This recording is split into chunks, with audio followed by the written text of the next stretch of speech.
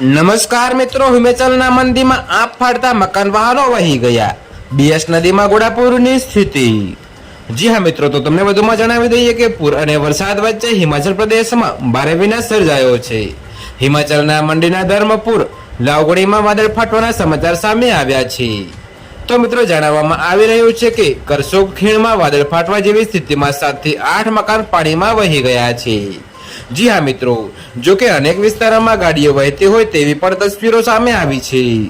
જો કે મિત્રો, હાલ લોકોને ઘરમાં રહેવાની સલાહ આપવામાં આવે છે.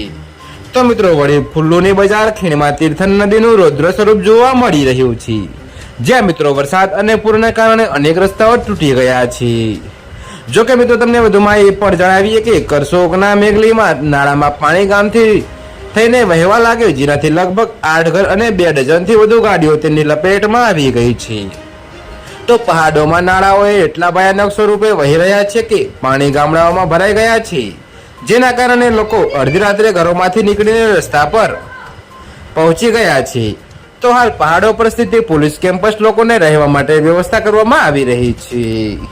તો મિત્રો, અત્યારે હાલ માટે આટલું જ. મળીશું નવી અપડેટ સાથે. અને જો તમને મારા વિડીયો પસંદ આવતા હોય તો વિડીયોને લાઇક, કોમેન્ટ, શેર અને અમારી ચેનલને સબસ્ક્રાઇબ કરવાનું ભૂલતા નહીં મિત્રો.